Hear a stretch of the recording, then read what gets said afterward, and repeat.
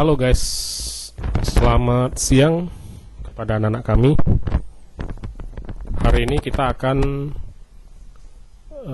belajar tentang fungsi tanggal dan waktu ya.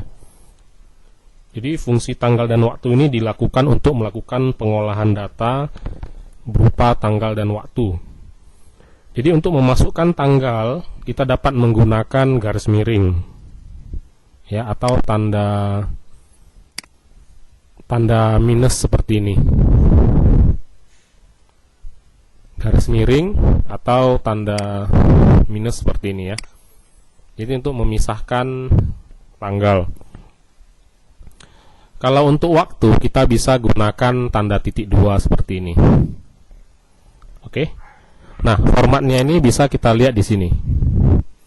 Nah, seperti ini format tanggal pendek namanya. Ini format tanggal panjang. Ini waktu pendek, ini waktu panjang. Jadi ada jam, menit, dan detik.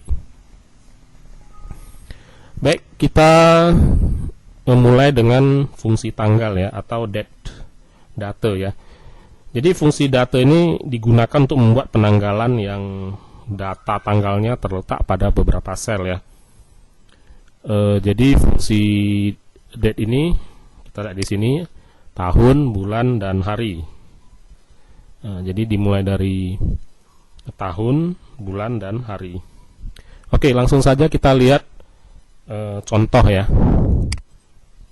Misalnya saya akan membuat ini tanggal 28 bulan 9 tahun 2014. Nah, pada sel yang di samping ini saya akan masukkan fungsi tanggalnya ya. Nah, fungsi tanggalnya ini di sini ya, di formula. Kemudian di sini ada date and time. Date and time ya, di sini. Nah, kita pilih date di sini. Kemudian di sini muncul kolom dialog. Ya, kita masukkan aja year itu tahun, month itu bulan, day itu tanggal. Oke. Maka otomatis akan muncul tanggalnya. Kenapa kita buat seperti ini ya? Kadangkala kita buat tabel atau kita buat laporan, kita mau mengganti tanggalnya atau mengganti tahun atau mengganti bulannya. Oleh sebab itu kalau di sini kan agak sulit mengeditnya ya. Jadi kita di sini cukup mengganti gonta-ganti aja. Misalnya tanggalnya kita rubah jadi 18 ya. Nah, di sini otomatis berubah sendiri seperti itu ya. Nah, inilah maksudnya kenapa saya buat seperti ini. Jadi kita bisa jelas di sini. Nah, ini adalah tanggal yang pendek ya. Nah, kalau kita mau ganti ini menuju penanggalan yang panjang ya, kita pakai ini aja long ya. Nah, kita pakai yang long. Nah, kalau yang pendek seperti ini bisa juga kita seperti ini. Jadi sama ya, panjang pendek sama. Baik, kemudian kita akan lihat fungsi dari day ya. Nah, fungsi dari day kita lihat di sini. Bentuk penulisan day itu bisa kita ketik langsung seperti ini, day ya, atau kita bisa cari di fungsi tadi ini. Nah, di fungsi tadi ini day di sini bisa juga ya. Terserah ya, kalau mau kita ketik langsung juga boleh, mau kita ambil rumusnya juga boleh. Nah, kemudian di sini ada serial number ya. Nah, serial number ini yang mana itu? Ya. Nah, serial number itu yang ini. Nah, serial number adalah D2 ya kan. Sebenarnya kalau hitungan binary atau hitungan dari Excel ini semacam angka di sini. Cuma angka itu ditransformasi ke dalam penanggalan. Jadi sebenarnya ini berbentuk nomor ini ya kan. Oke, serial number kita pilih yang penanggalan ini, kemudian kita klik oke. Maka diambil hanya tanggalnya saja ya, diambil hanya tanggalnya saja. Oke, sudah bisa dipahami ya. Oke, kemudian bulan. Nah, bulan kita bisa ketik langsung atau kita bisa cari di sini month, ya, months. Nah, serial number sama kita ambil juga dari tanggal di sini, kemudian ketik OK. Maka di sini yang akan didapat adalah bulan saja ya, yang tertera di sini. Oke, itu bulan ya. Dan kemudian tahun ya, tahun kita letak di sini saja. Sama juga ya, kita cari year di sini, year itu tahun, kemudian serial number kita masukkan, kita klik OK. Maka didapat 2014. Oke, itu untuk penanggalan ya. Kenapa kita buat seperti ini ya? Kadang kita di jurnal, setiap jurnal itu atau setiap neraca atau setiap penanggal itu saling berhubungan. Ya, saling berhubungan.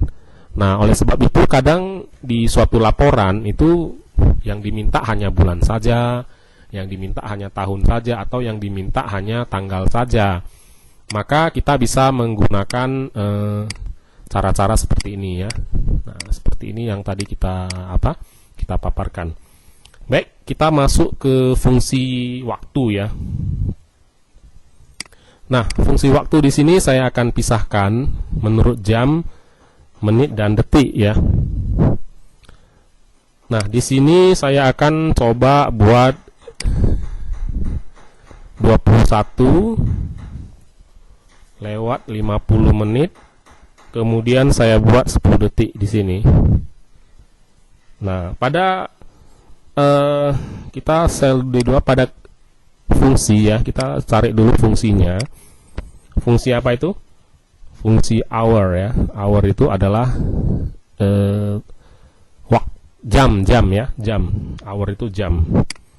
Nah, akan muncul serial number seperti ini ya, serial number. Kemudian kita akan berhubung ini belum ada penomorannya di sini, belum ada lengkapnya di sini. Kita tidak bisa gunakan hour ini dulu ya. Nah, karena di sini tidak bisa dilihat angka penanggalannya, di sini tidak bisa. Jadi kita batalkan saja, kita gunakan waktu dulu ya, waktu. Nah, fungsi waktu ini ya untuk jam, menit dan detik ya. Beda dengan penanggalan tadi ya. Kalau penanggalan tadi disebut date ya, date. Kalau ini disebut time. Jadi time itu jam, menit dan detik. Oke, di sini sudah muncul dialog yang untuk kita mengisi jam, menit dan detik ya. Klik OK. Kemudian muncul 21 ini adalah jam 9. 50 ini ada 50 menit ya. Nah, 21 ini jam 21 ini kan malam. Jadi di sini penjelasannya adalah PM. PM itu post meridian ya. Post meridian ini artinya PM. PM ini adalah lewat tengah hari sampai malam hari ya. Kalau dia jam pagi, tengah malam sampai jam 12 siang disebut AM. Nah, ini adalah waktu ya. Waktu yang pendek ya. Kalau kita mau buat yang panjang, di sini juga kita bisa gunakan time. Ini time. Maka dia akan berubah menjadi waktu yang lengkap, tapi tidak pakai AM atau PM lagi seperti tadi. Ya, jadi sama saja ya, tergantung perusahaan itu mau pakai yang mana. Jadi kalau 9.50 untuk membedakannya ini adalah AM dan PM. Kenapa bisa gitu? Ya, 9.50 ini kan entah pagi atau entah malam, kita nggak tahu ya kan. Bisa jadi 9.50 pagi, bisa jadi 9.50 malam. Ya. Oke, sekarang kita sudah memperoleh kapasitasnya di sini. Ya, bahwasanya ini waktunya ini sudah kita dapat. Nah, sekarang kita akan pisahkan satu persatu ya. Kita akan pisahkan satu persatu. Kita akan mulai dengan fungsi day ya, day. Nah, day itu bisa kita ketik langsung atau kita cari di formula day di sini. Day itu artinya hari ya. Oke, sorry, bukan D tadi ya. D tadi udah pernah. Kita pakai fungsi minute dulu ya, minute. Minute ini artinya menit. Nah, kita klik di sini. Oke. Maka didapat yang menit ya. Didapat yang menit. Kemudian untuk second kita boleh cari second di sini, kita klik di sini. Maka 10 detik, ini detiknya ya. Jam tadi belum ya. Jam tadi berarti hour. Hour kita ketik di sini hour. Nah, 21 ya. Nah, jadi dari sini bisa kita pahami ini untuk memisah-misahkan ya. Misah-misahkan. Jadi kalau di sini berubah, semuanya ikut berubah. Ya. Misalnya saya akan kasih tanda, misalnya saya rubah ini menjadi 22. Nah, maka di sini berubah. Di sini juga berubah, di sini juga utamanya berubah. Ya. Nah, misalnya saya buat 23. Nah, berubah juga semua kan di sini. Sama juga dengan menit ini ya. Menit ini dirubah, maka dia di sini ikut berubah juga. Nah, itulah fungsi dari minute, second, dan hour ya. Nah, jadi minute ini menit, ini second, detik, ini hour, ini jam. Nah, kenapa ini digunakan saya pisah seperti ini? Ya, seperti yang tadi saya bilang, biasanya di laporan-laporan itu segala sesuatu laporan keuangan atau pembukuan itu berhubungan satu sama lain ya. Jadi ini pemisahannya. Ya, ini pemisahan sama seperti ini ya. Kalau ini kita rubah bulan 10, ya, maka di sini juga ikut berubah. Nah, jadi ini saling terintegrasi. Ya, kita buat 11, di sini ikut berubah. Nah, yang kita pelajari sebenarnya ya masalah integrasi ini ya. Itulah. Oke.